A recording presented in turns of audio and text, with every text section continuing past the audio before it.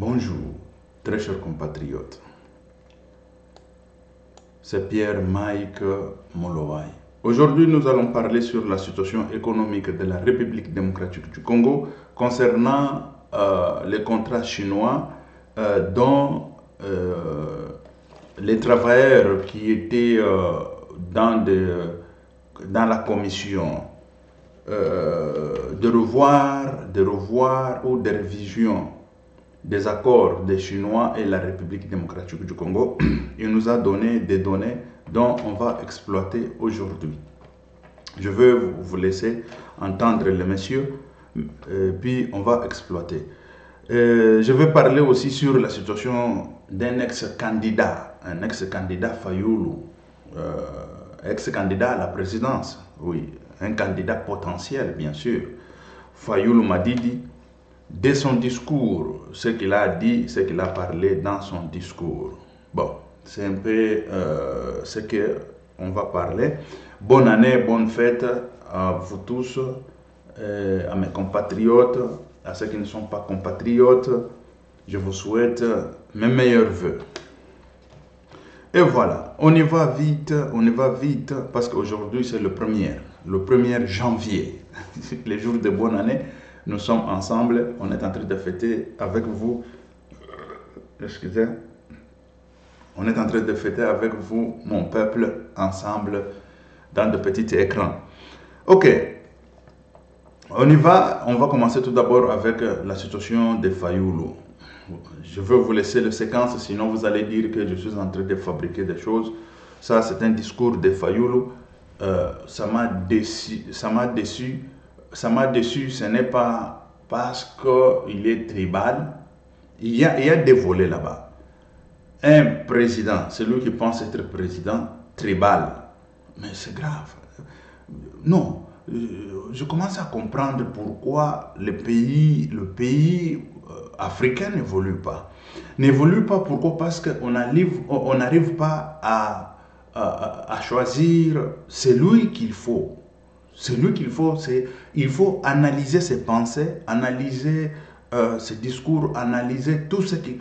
Parce que, écoutez, ici, ce n'est pas tout d'abord la situation tribale qui m'importe ici. Il n'y a rien qui m'importe. Parce que Fayoulou, il n'a pas la capacité de pouvoir faire le tribalisme et détruire tout ce que Mobutu Sese a construit depuis 1960 jusqu'à aujourd'hui. Mais non. Il ne peut pas, il n'est pas en mesure, et il va échouer. Ça, on met à côté.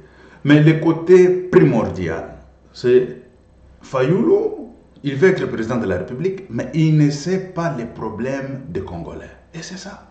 Il ne sait pas, mais tu vas être président de la République et tu vas résoudre quoi? Parce que, écoutez-moi, très chers compatriotes, quand vous êtes président, vous avez des projets. Vous allez élaborer des projets. Vous allez élaborer des projets sur base de quoi? Sur base de ce que vous ne connaissez pas? C'est ça le grand problème. Avant de décortiquer tout ça, je vais vous laisser tout d'abord une petite séquence de Fayoulou. C'est une petite séquence seulement. Et puis, on vient développer. C'est grave pourquoi il faut savoir ce que ton peuple veut, les problèmes de ton peuple. C'est ça qu'on appelle élaboration tout d'abord des projets. Mais tu vas élaborer les projets tant que tu ne connais pas ce que ton peuple souffre.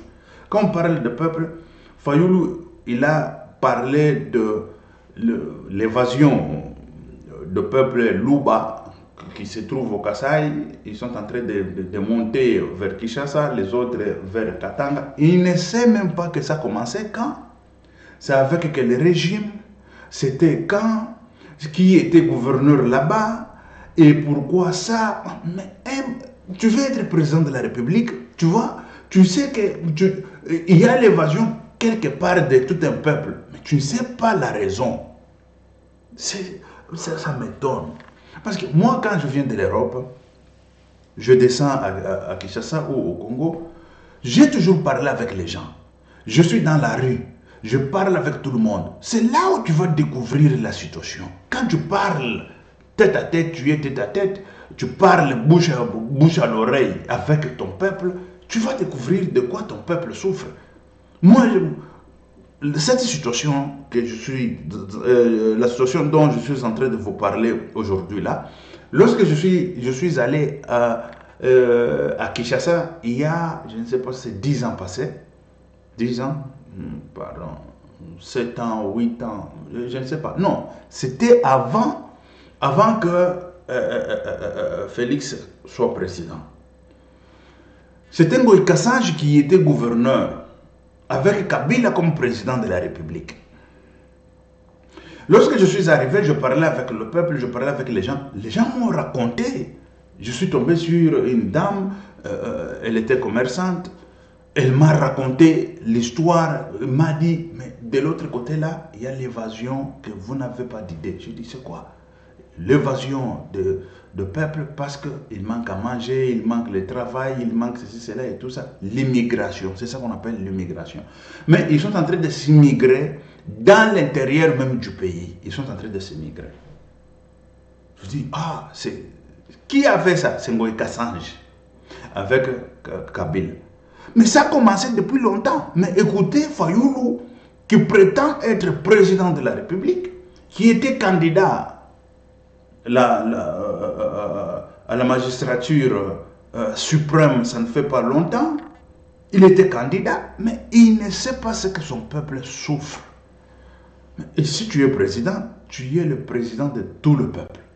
Le peuple Luba, Teke, le peuple, je ne sais pas, Tutsi, Hutu. Il y a même les Hutus qui se trouvent chez nous là, qui sont venus du Rwanda, et les Tutsis qui sont venus du Rwanda. Tu es leur président, qu'ils veulent ou pas.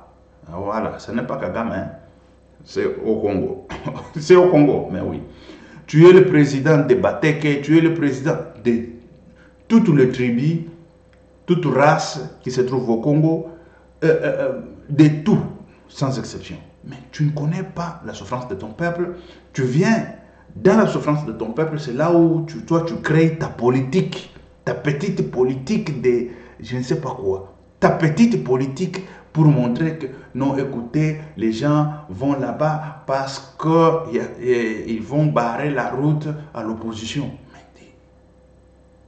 Et dis-moi, les gens pareils, président de la République, il y aura quelque chose qui va changer au Congo. Peut-être ça va s'enfoncer encore davantage. Ça va s'enfoncer davantage. Suivons Fayoulou, une petite séquence seulement. C'est grave, hein? Moi, je croyais qu'on est en train de lui donner la vision dont ce n'est pas ça et tout ça. Et ça m'ouvre déjà les yeux de pouvoir commencer à regarder tous ceux qui ont l'ambition d'être président de la République. Ah oui, de voir leur capacité tout d'abord, pas capacité intellectuelle. Quand on parle des études, Fayoulou, il a des grands diplômes. C'est ça que je vous ai toujours dit, que ce ne sont pas des grands diplômes qui font quelqu'un intelligent ou quelqu'un responsable. Non. Ce ne sont pas des grands diplômes, mais c'est la responsabilité et la conscience. Suivons Fayoulou. Elles sont privilégiées dans les postes étatiques. On constate également des flux migratoires savamment orchestrés vers Kinshasa et Lubumbashi dans le but de renforcer une influence tribale et de déstabiliser les manifestations de l'opposition et de la résistance. Vous vous rendez compte? Ça a commencé, l'évasion ou l'immigration telle que lui il appelle immigration. Immigration, ce ne sont pas... Quand on parle de l'immigration, on parle d'un pays à l'autre, on parle des frontières. Quand tu passes des frontières, mais l'immigration interne, ça, on peut dire évasion. On peut appeler déplacement. Voilà. Les déplacements de ce peuple, ça n'a pas commencé avec Félix au pouvoir. Ça a commencé... sinon, les gens vont dire, écoutez, tu es en train de, je ne sais pas quoi, de parler pour Félix. Mais moi, je parle de l'histoire de la République démocratique du Congo. Si tu veux être Congolais, tu dois savoir ça. Et surtout, un responsable de peuple, tu dois connaître tout ça pour barrer la route à tout ça. Et c'est pour ça que la fois passée, on a parlé, je fais une émission sur la situation d'agriculture, sur la situation des diamants et tout ça. C'est ça qui fait l'immigration telle que Fayou l'appelle l'immigration, ou les déplacements de tout un peuple, parce que le peuple n'a plus quoi manger, n'a plus quoi, je ne sais pas, se vêtir et tout ça, il ne sait pas comment maintenir sa petite famille. Ah, il y a l'évasion. Vous comprenez? Et puis c'est pour ça que je disais, et il faut apprendre à ce peuple de pouvoir travailler la terre, parce que le produit qui viendra de la terre, ce sera le produit dont qui peut nous donner beaucoup d'argent, qui va encore faire naître beaucoup d'emplois. Parce qu'il y aura la conservation, il y aura les transports, il y aura, je ne sais pas, la manutention, il y aura... Tout ça, c'est le travail dont le peuple congolais fera pour acheminer ces produits. Et on avait parlé aussi sur la situation des routes, la communication et tout ça. Voilà, quand on parle des routes, on avait dit, attention, des routes qu'on va faire aujourd'hui, il ne faut pas que les Angolais en profitent avec, parce que ce sont eux qui vont venir là-bas avec le produit de première nécessité pour vendre en République démocratique du Congo. Mieux vaut que le peuple congolais commence à travailler la terre, pourvu que la route là sert au peuple congolais de pouvoir acheminer leurs produits finis ou leurs produits du champ ou de la terre vers l'Angola ou dans des grandes villes. Et c'est ça.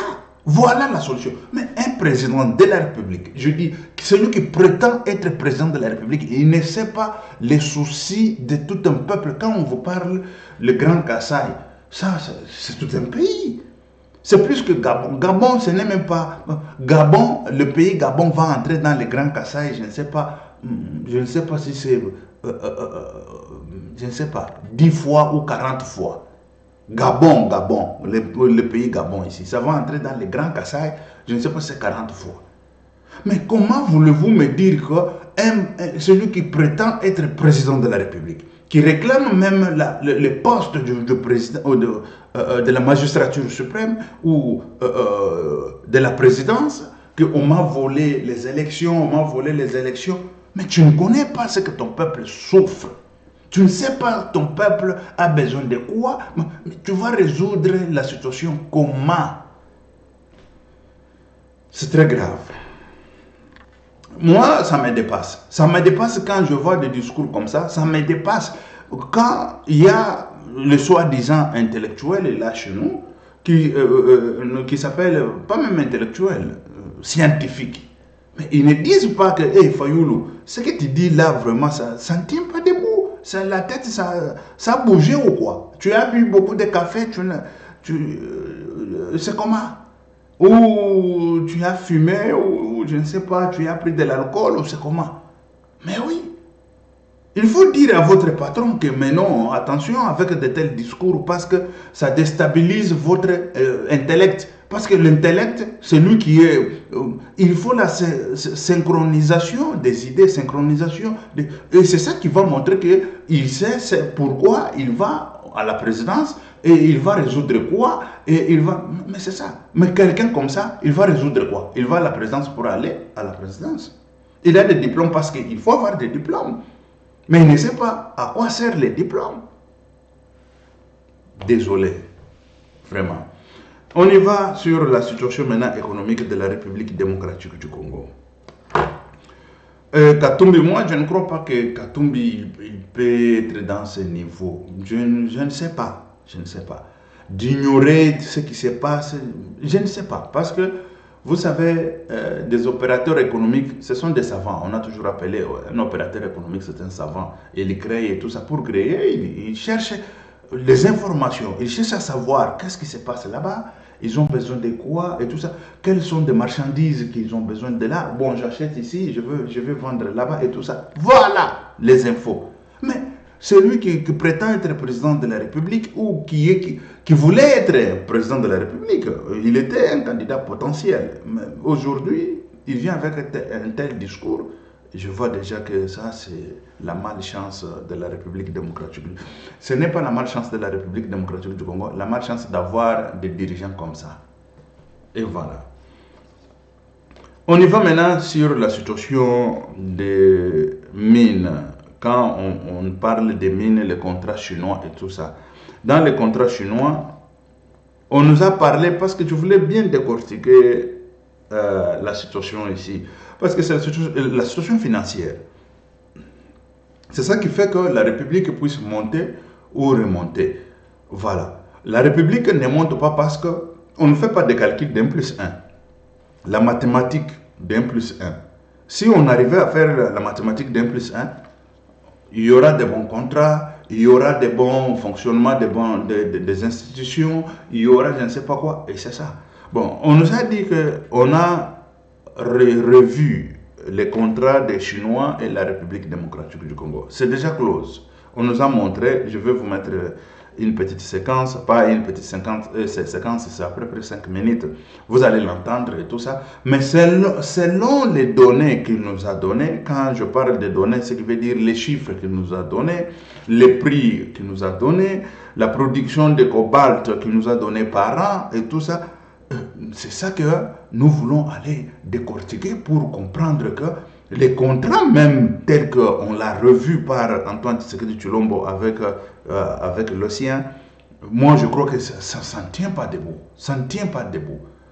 Et ça ne va pas tenir debout. Pourquoi? Parce que quand on parle déjà, on nous a lu par ce monsieur deux, trois articles de ce contrat qui nous parlent, qui nous dit des taxes, impôts et tout ça. C'est inclus dans le prix dont on nous parle de 7 milliards, dont Félix Antoine Tshisekedi Tshilombo nous parle que nous avons 7 milliards dans les contrats des Chinois. Mais ici, là, on vient nous parler. Le contrat des Chinois, écoutez, on n'a pas précisé. On dit on estime. C'est déjà une erreur là-bas. Quand il y a l'estimation, c'est déjà une erreur. Vous savez, l'estimation, c'est quoi? Et ça, vous allez le trouver beaucoup en droit, vous allez le trouver beaucoup dans des tribunaux et tout ça. Et c'est ça qui fait qu'un bon avocat, ou un bon criminologue, ou un bon et tout ça, voilà. Quand on parle d'estimation. Moi, normalement, quand je vais dans un sens juridique, j'ai toujours dit, écoutez, je n'estime pas, c'est comme ça. Que vous le vouliez ou pas, c'est comme ça. Selon telle loi, tel état, ceci, cela, et c'est comme ça, ça se dit comme ça. Je n'estime pas, mais c'est comme ça. Et c'est ça qu'aujourd'hui, on va parler. Ici, on estime l'estimation de la production des Chinois. Quand on parle qu'on estime, on n'a pas très bien précisé. On a estimé à 250 000 tonnes par an. 250 000 tonnes par an, ça c'est l'estimation, et le contrat est close sur ces chiffres d'estimation, de tonnage ou de quoi, des poids, je dirais, voilà, le poids, non, des cuivres ou des produits de la terre, ou je dirais des cuivres ou des minéraux qu'ils vont soustraire en République démocratique du Congo. Tout d'abord, avant d'aller dans d'autres choses sur l'argent et tout ça, non, on parle tout d'abord sur l'estimation. Vous savez que quand déjà l'entreprise est là, ici, il y a un contrat d'estimation de 250 000 tonnes par an, mais l'entreprise, il peut doubler, tripler, quadrupler, quinter, je ne sais pas quoi, même x10, ils peuvent le faire même x10. Mais ça ne va pas entrer dans le contrat tant qu'il fera 250 000 tonnes x10. Dans le contrat, ça va compter toujours 250 000 tonnes par an. Je ne sais pas si vous comprenez au moins. Je ne sais pas quels sont les mécanismes qu'ils ont mis en place pour pouvoir vérifier combien de tonnes et combien de kilos ou combien de poids qu'ils ont produit cette année ou par jour ou par mois ou je ne sais pas quoi. Parce que si on parle de par mois, ils peuvent produire beaucoup de choses et après cacher. Mais quels sont les mécanismes de contrôle qu'ils ont mis en place ou de suivi qu'ils ont mis en place pour savoir qu'ils sont en train de produire 250 000 tonnes par an? Il n'y en a pas. Et nous voulons savoir, nous en tant que peuple, nous voulons savoir. Parce que ces gens, dans le contrat, il y a 250 000 tonnes, mais eux, ils vont produire même fois 50. Et ils feront tout pour produire fois 50. Pourquoi? Parce que s'ils produisaient moins de 250 000 tonnes, ils vont réclamer vite. Ils vont dire même, non, écoutez, vous n'avez pas de minerais, mais on a signé des contrats, ceci, cela, ils vont partir. Mais quand il y a des minerais dans le sous-sol, ils vont faire tout pour travailler au maximum. Et ça, c'est clair. Au maximum et pour gagner beaucoup d'argent au maximum. Et ça, ce contrat, c'est pour ça que je vous ai dit que ce contrat, c'est un contrat de néocolonisation. Ce ne sont pas des contrats parce que l'Angola a fait, parce que tel et tel pays a fait, ou tel... Mais non. Mais ça, il faut le penser seulement avec la tête. Penser seulement avec la réflexion. Et ça, c'est Kabila qui avait vendu la République démocratique du Congo aux Chinois gratuitement. Ici, je vous dis gratuitement. Et les chiffres dont je veux vous donner aujourd'hui, et ce que je suis en train de vous donner, c'est les chiffres qu'on a revus, les contrats revus par Antoine Tshisekedi Tshilombo. Il était allé en Chine pour revoir les contrats. Et c'est ça même les chiffres qu'on est en train de mettre aujourd'hui, en l'occurrence, en cause. Qu'on est en train de mettre en cause. Mais imaginez-vous, avant c'était comment? Kabila vraiment avec tous ces gens-là, avec leur diplôme, je ne sais pas comment ils ont eu ça. Moi, je m'étonne de voir Kabila, il était entouré avec des gens, ils ont des masters, ils ont des doctorats et tout ça. Mais leur tête, c'était quoi dans leur tête? Quand ils avaient tout d'abord signé ce contrat-là, dans leur tête, c'était quoi? Je ne comprends pas. Et personnellement, je vais conclure vite, c'est pour pouvoir dire que c'était... il y a les contrats, nous on vole l'argent, après ce qui va venir, nous on ne sait pas et tout ça. Et c'est ça, c'est parce qu'il n'y a ni suivi ni contrôle de tous ceux qui ont fait signer des contrats pareils. Parce qu'ils devraient être traduits devant la justice, être à Makala ou condamnés à mort. Mais ils sont là vivants, ils sont là dans la liberté, ils sont là. Bon, quand on parle aujourd'hui de celui qui était administrateur de je ne sais pas quoi, il s'appelle comment encore le monsieur ici, je ne sais même pas que c'est Albert Yuma, administrateur, je ne sais pas, des entreprises, une histoire comme ça. Mais sur base de ça, est-ce que Albert Yuma, administrateur, je ne sais pas s'il a étudié en Afrique, même si c'est lui qui a étudié en Afrique, il ne peut pas comprendre ça, c'est lui qui a étudié en Afrique, calcul d'1 plus 1. Parce que calcul d'1 plus 1, même celui qui a étudié à n'importe quelle école, c'est le calcul primérien. C'est le calcul primérien qu'on doit comprendre vite. Voilà.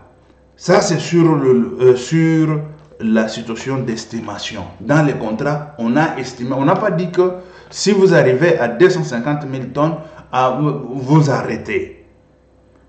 Parce qu'ils peuvent produire 250 000 tonnes dans 2 semaines, ils arrêtent.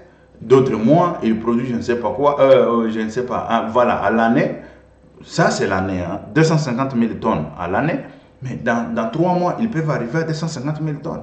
Mais eux, ils vont continuer à travailler les 9 mois qui restent. Et le 9 mois qui restent là, c'est leur bénéfice. C'est leur bénéfice. Je ne sais même pas quels sont les mécanismes qu'ils ont mis pour les contrôles. Ça, c'est un. On passe ça, on y va dans d'autres points. Le point de comparaison maintenant. Le point de comparaison sur le plan des taxes, impôts et tout ça. Taxes, impôts et d'autres choses.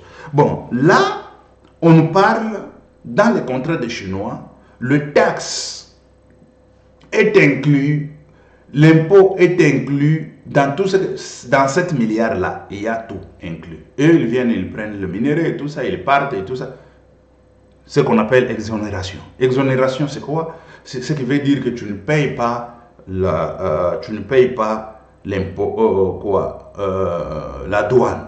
Voilà, c'est ça que je voulais dire. Parce qu'il y a taxe, impôt et douane. Tout est inclus là.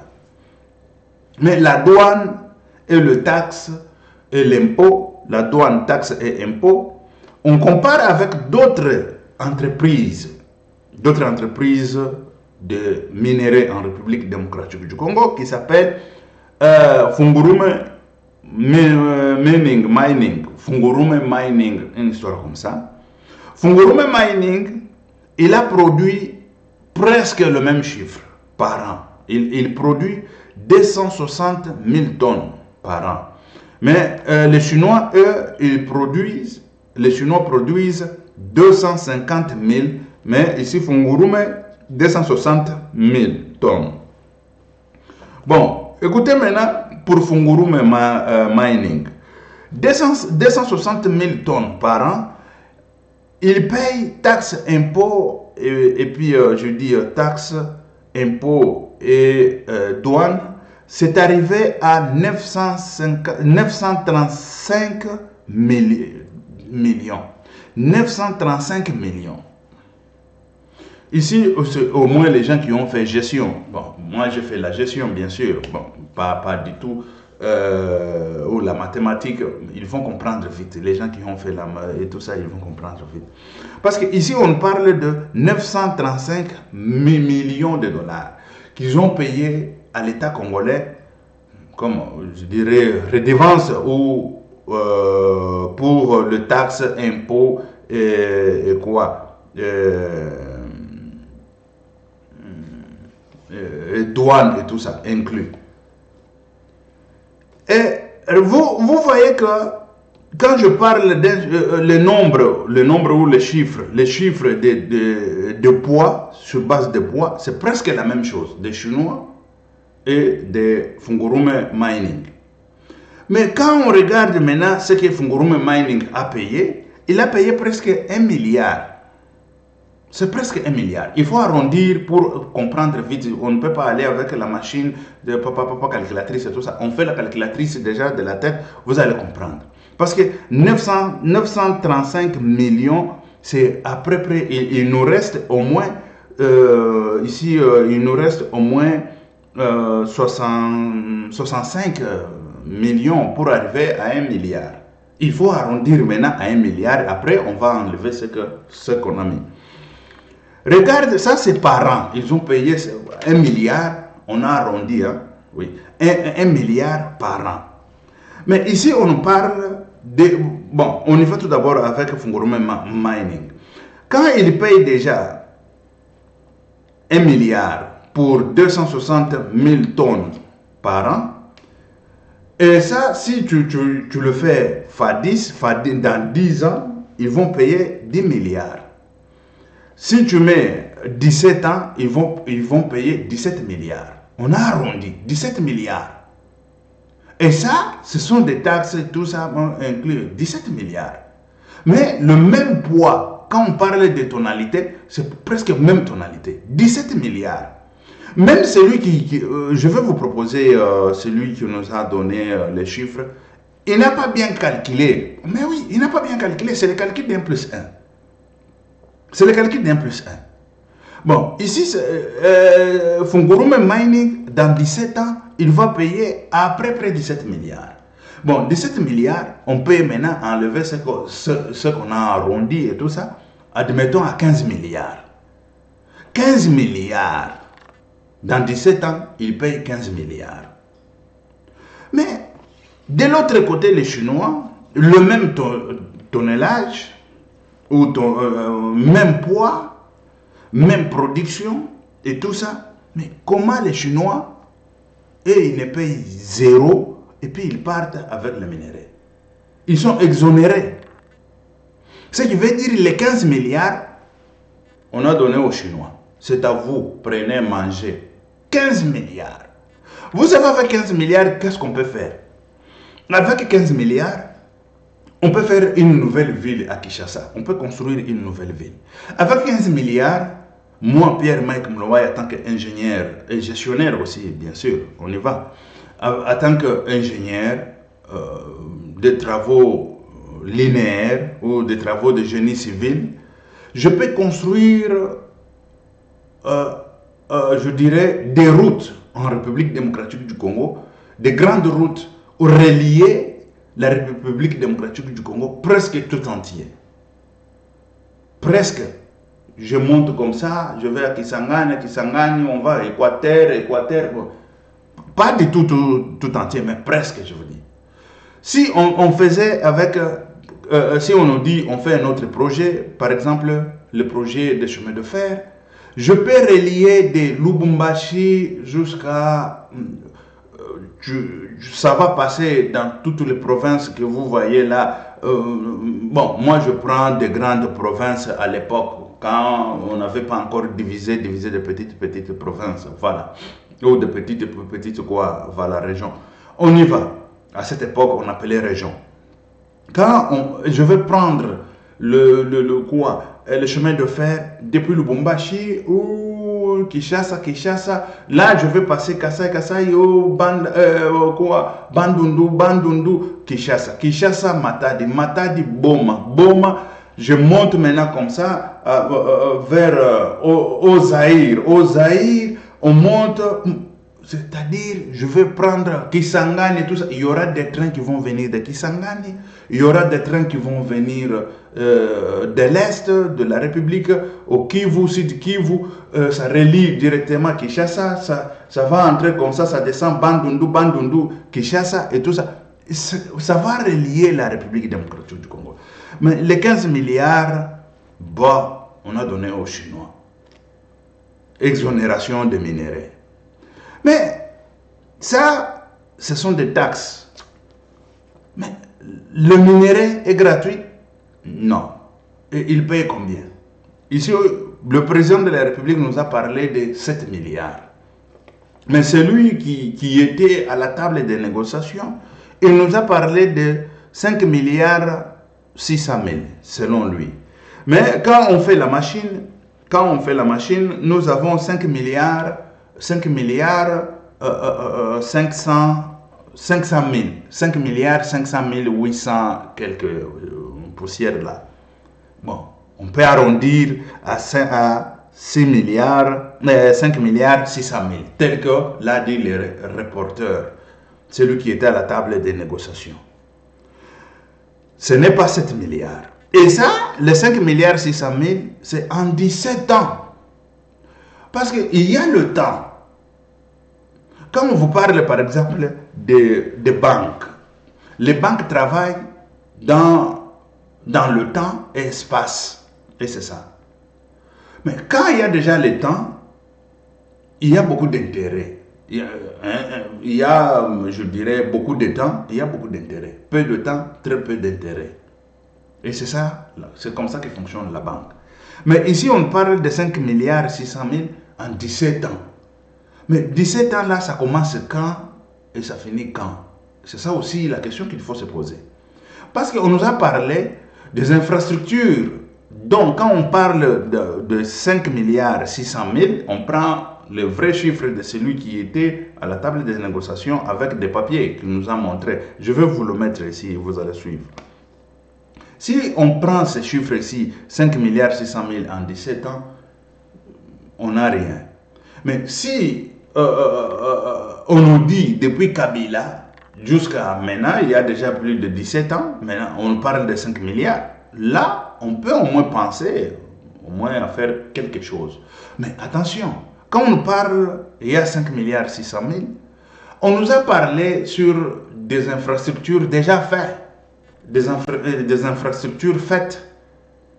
Ça compte, et ce qu'on va faire encore, et ce qui reste à faire. Et ce qu'on est en train de faire, et ce qui reste à faire. Mais nous savons déjà que ceux qui étaient au pouvoir, ils étaient bandits, criminels, voleurs. Ça, je le dis publiquement et j'assume. Je vais leur dire comme ça, tête à tête, je n'ai pas peur de rien et de personne. Le Congo nous appartient tous. Nous sommes allés dans des autres écoles. C'est pour ça, non? Voilà. Ou à l'université, bien sûr. Mais ici, là, quand on parle de 5 milliards 600 000, nous devons savoir ce qui nous reste. Et ce qu'on a déjà dépensé, des infrastructures déjà faites, on doit nous dire c'est combien et tout ça. Parce qu'on ne fait rien. Parce que ce contrat ici, au final, je comprends qu'il n'y a rien de bénéfice. Bon, il faut savoir maintenant quand est-ce qu'ils ont commencé et quand est-ce qu'ils vont finir. Parce que quand on parle de 17 ans, on ne sait pas quand est-ce que ça a commencé et quand est-ce que ça va finir. On doit savoir tout ça. Et cet argent, déjà, quand on regarde le minerai qu'ils sont en train de prendre avec l'argent qu'ils donnent à la République démocratique du Congo, 5 milliards 600 000, c'est très peu. Par rapport à Fungurume Mining. Parce que Fungurume Mining, il paye tout, il paye cela. C'est 17 milliards. Ici, 15 milliards, on a arrondi à peu près. 15 milliards. Mais ici, chez les Chinois, presque le même tonnellage, presque le même minerai. Ici, on parle de 5 milliards 600 000. Ou 7 milliards, on peut arrondir tel que le président l'a dit. Mais on vient de corriger le président par ceux qui étaient sur la table des négociations. Ceux qui travaillent sur la table des négociations de ce contrat. Ils ont dit c'est 5 milliards 600 000. Et 5 milliards 600 000, vous vous imaginez ici, on comparait avec Fungurume Mining. Fungurume nous donne déjà 17 milliards, ou on arrondit à 16 ou 15 milliards. Mais ici, les Chinois nous donnent 5 milliards. Qui sont les perdants et qui sont les gagnants? Qui sont les perdants et qui sont les gagnants? Et ici, on parle seulement des taxes et tout ça, impôts, douanes. Ça, c'est que Fungurume paye. Mais FIA, maintenant le minerai, il paye à combien? Le minerai seul maintenant et tout ça. Ça, c'est autre chose qu'on ne nous a pas encore dit. Et puis, moi, je ne peux pas venir ajouter quelque chose que je n'ai pas l'information là-dessus. Il faut qu'on soit informé. Mais ce que je suis en train de vous parler, c'est l'information qui vient tout justement sur à celui qui était sur la table des négociations. Celui qui faisait partie de la commission des négociations des contrats des Chinois. Et ça, c'est ce qu'on a négocié. Et auparavant, c'était comment? Moi, je veux me demander, auparavant, c'était comment? Mais Kabila, il était ignorant jusqu'à ce niveau-là. Comment? Kabila avec tous ces bandits qui étaient avec lui là. Ils étaient ignorants jusqu'où?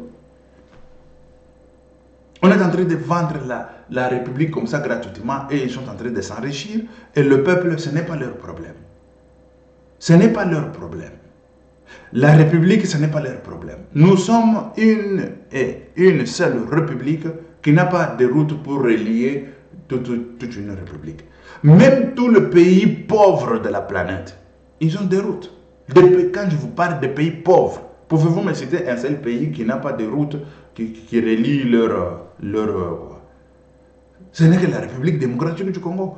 Il n'y a ni route de quitter seulement, je ne sais pas, Katanga, tu veux monter, je ne sais pas si c'est à Fungurume, je ne sais même pas. Là, c'est quand on met des petites choses là que c'est la route, ils chantent, on a mis Fungurume, on a mis des routes. 2-3 jours, il n'y a plus de route. Si tu veux aller à Kisangani là-bas, ça n'en parlons même pas. Tu vas dans l'est de la République, ça n'en parlons même pas. Mais quel type de gens, quel type de la République? Peuple congolais. Nous sommes quel type de gens? Je veux vous proposer maintenant celui qui était à la table des négociations, ce qu'il a dit, et des contrats même, avec des copies de contrats, qu'il est en train de nous lire. Suivant. Je suis M. Bouimadou Cédric. Excellence, Monsieur le Président de la République, chef de l'État, je suis M. Bouimadou Cédric, l'un des négociateurs de la partie congolaise lors de négociations avec le groupe d'entreprises chinoises pour la commission que vous avez créée à la présidence pour renégocier ce programme. Si je prends la parole aujourd'hui, c'est pour vous alerter au sujet de ce qui a été fait. De manière générale, nous avons très bien travaillé, mais à la fin, les choses ne sont pas déroulées telles que nous l'avons prévu. Alors, je vais aller très vite dans le vif du sujet, c'est que vous avez été au courant que nous avons signé ce mémorandum d'entente qui a sanctionné la fin des négociations. Et dans ce mémorandum d'entente, il y a beaucoup de bonnes choses qui ont été faites. Et aujourd'hui, je viens d'épingler 3 points qui pourraient malheureusement la mettre en cause ce que vous avez dit que ce contrat est un contrat équilibré. Le premier point, c'est qu'il a été dit que nous avons obtenu 7 milliards de dollars. Excellence, Monsieur le Président de la République, il n'en est pas de tel. Le montant total qui a été obtenu, c'est de 2023 à 2040, mais le montant réel, ce n'est pas 7 milliards de dollars, c'est 5 milliards 600 millions de dollars, en raison de 324 millions de dollars chaque année. Lorsque vous multipliez 324 millions de dollars chaque année fois 17, ça vous fait 5 milliards 600 millions de dollars américains. Et ce qui est encore plus grave dans ce que nous avons fait, c'est que le projet qui sera signé, c'est cet avenant. Dans cet avenant, l'article 2 de cet avenant est encore plus grave. Voilà pourquoi ça nous incite à prendre la parole. Cet avenant dit que le montant total du projet reprend les dépenses jusqu'à la fin, comme il dit, jusqu'à la fin de la convention de collaboration, le montant d'investissement pour les infrastructures devrait atteindre 7 milliards de dollars américains, en ce compris les investissements d'infrastructures déjà réalisés, principal et intérêt, tous les coûts et les dépenses acceptés par les parties, ainsi que tous les paiements éventuels d'impôts, droits, taxes, douanières et dépenses qui auraient été payés par la JV minière. Ça veut dire quoi, Excellence? Ça veut dire que nous accordons à la partie chinoise des exonérations jusqu'en 2040 pour un projet dont la production est estimée en 2023 à 250 000 tonnes de cuivre.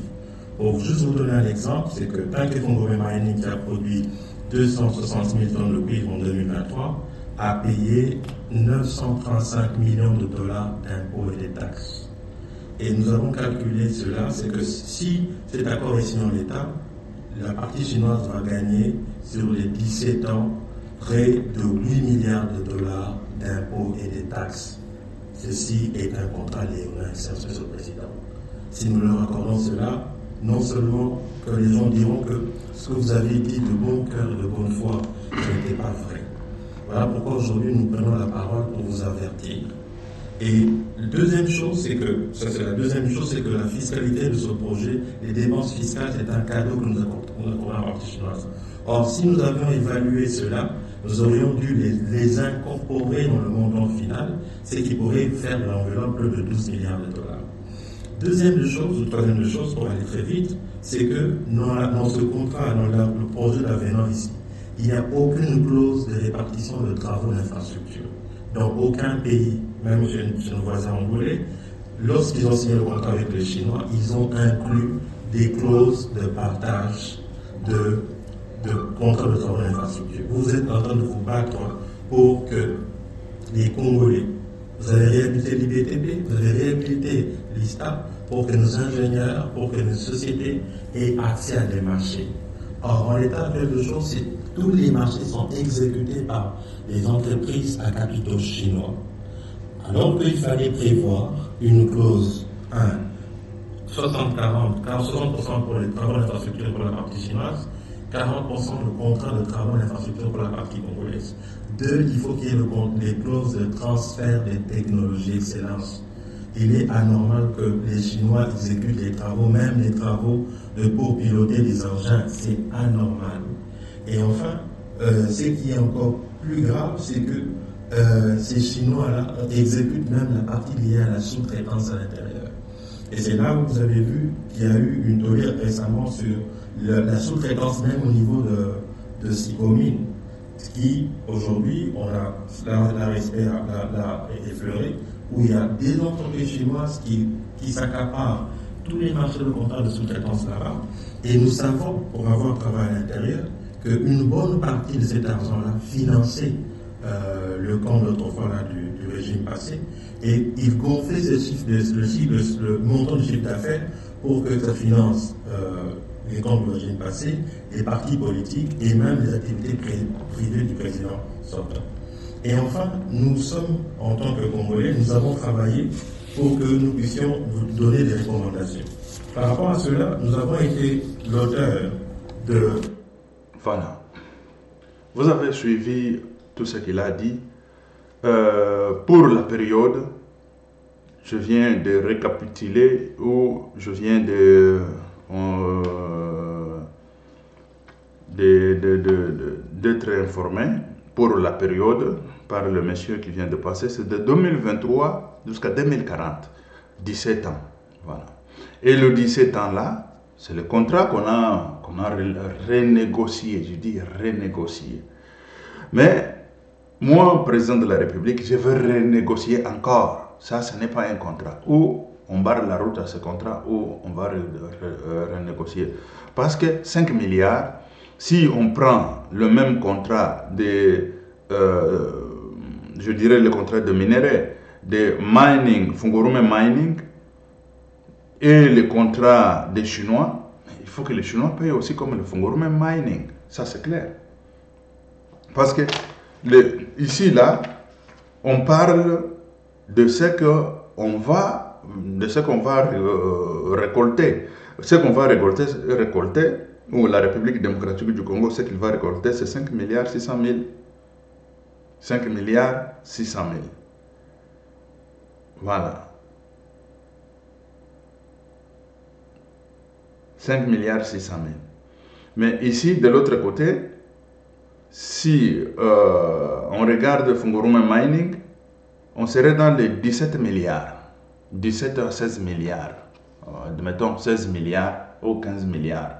Si on veut au moins équilibrer des choses. 15 milliards, admettons. 15 milliards et quelques ou 16 milliards. Donc, l'argent est en train de s'évaporer comme ça chez les Chinois.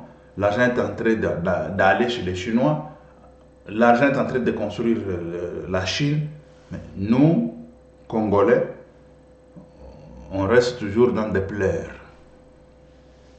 Il nous a parlé encore sur la situation de l'argent dont les gens de Kabila faisaient gonfler les montants pour financer leur parti politique et pour financer même l'ex-président qui vient de sortir. Aujourd'hui, là, on parle, non, dans l'Est de la République, il y a la guerre et tout ça. Qui sont à la tête de ces rébellions? Nanga, qui étaient les proches de Kabila. Mais c'est Kabila qui est derrière Nanga. C'est Kabila qui finance. Mais si Kabila finançait, parce que l'argent, ça va finir toujours. Il a beaucoup volé pendant 18 ans de pouvoir, 18 ans au pouvoir en République démocratique du Congo. Il nous a pris beaucoup de milliards, bien sûr. Mais jusqu'aujourd'hui, là, comment Kabila s'autofinance encore? Est-ce qu'il prend dans le réserve de l'argent déjà volé, ou Kabila continue encore à voler l'argent dans la caisse de l'État? Les gens vont me poser la question, comment est-ce que Kabila va voler l'argent dans la caisse de l'État tant qu'il n'est plus président de la République? Je vous ai dit, la situation politique de coalition là, entre Félix et Kabila, c'est ça qui fait encore les problèmes. Voilà. Aujourd'hui, le ministre des Travaux publics, je vous ai dit, le ministre des Travaux publics, il n'est ni formé en génie civil, ni en quoi, mais le monsieur, il est là, dans des travaux publics, l'argent des routes, il gonfle, et puis quand l'argent sort, ils prennent 80%, c'est 20% qui va là-bas pour travailler. Et quand on travaille avec les 20% là, on met quelque chose, on trace seulement des routes. Je dis bien, on trace des routes, mais on ne travaille pas la route. Et par après, 2 ans, 1 année, la route déchiquetée, la route, même l'habit ne se déchire pas comme ça. Et ça, tu verras un Tutsi qui est là, gonflé avec un chauve là. Un chauve, comment toi tu es à la tête là? Qu'est-ce qui fait que l'expertise que tu amènes à la République démocratique du Congo? C'est la gestion des tomates de 1+1. La gestion ici que tu as fait, 4 tomates, tu achètes ici, tu vends là-bas, tout ça. C'est ça l'expertise que tu amènes en génie civil. Et la passation des marchés, ça se fait comment? Parce que pour faire la passation des marchés, il faut être connaisseur des choses. Mais quand je parle ainsi, même les entrepreneurs, ils comprennent ça. Parce que pour qu'un entrepreneur achète quelque chose, il doit connaître, il doit avoir l'information sur ça, il doit être formé sur ça. Sinon, il va faire la perte. Mais la perte en République démocratique du Congo, c'est depuis 1960, on travaille que sur perte. Il n'y a rien qui avance. Pourquoi? Parce qu'il y a des gens pareils. Ils ne savent pas se mettre avant tout, parce que tout, la route, ça ne se déchire pas le même jour que ça se déchire.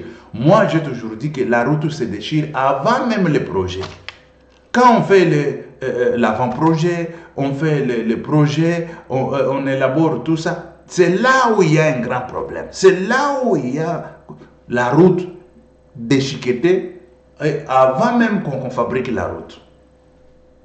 Parce que les types de matériaux, des types de tout ça, il ne sait même pas ces messieurs-là. Quel type de route qu'on nous parle, il ne sait pas. Et combien d'épaisseur ça prend, quel type de route ça prend, combien d'épaisseur, quel type de route qui... La base des routes, c'est comment? Il ne sait pas. Mais comment expliquer que ce monsieur-là va faire la bonne passation des marchés et les entreprises aussi, ils vont travailler correctement. Et qui va contrôler tout d'abord? Parce que celui qui a passé le marché, ignorant, il ne sait même pas que c'est quel type de route et tout ça, c'est fini. Mais qui va contrôler maintenant la route pour savoir que la route est bien faite, la route est bien construite, ou autoroute, parce qu'il n'y a même pas autoroute. Parlons de routes seulement. Comment voulez-vous que la République avance? Comment voulez-vous qu'on avance avec la République? Comment voulez-vous? Moi, je me suis toujours posé la question. Parce que la République, ce n'est pas le problème. Ce n'est pas la République ou le Congo le problème. C'est les dirigeants et les habitants. Parce que c'est dans les habitants d'où viennent les dirigeants. Il faut former les habitants, les écoles primaires, maternelles, il faut que ça commence, école primaire, secondaire, université. C'est bien.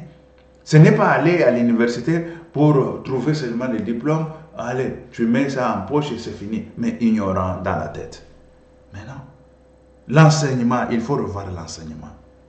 Et je viendrai donner cours. Et les cours, il faut revoir comment enseigner et comment aussi formuler. Bon, quand on parle de l'enseignement, c'est là où tout est englobé là. Comment formuler les examens.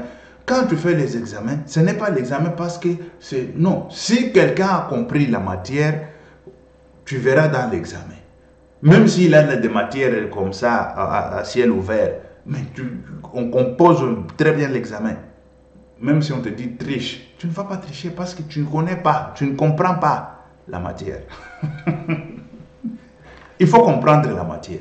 Là, tu sauras même comment tricher. Mais si tu ne comprends pas, tu ne vas même pas tricher. Tu ne vas pas tricher. Ça, c'est clair. On va te donner tout ça et là, mais tu ne sais pas comment tricher. Ok, merci très chers compatriotes. C'était Pierre-Mike Moulowaye, l'ingénieur. Ok, merci, ciao. À la prochaine. Que Dieu vous bénisse.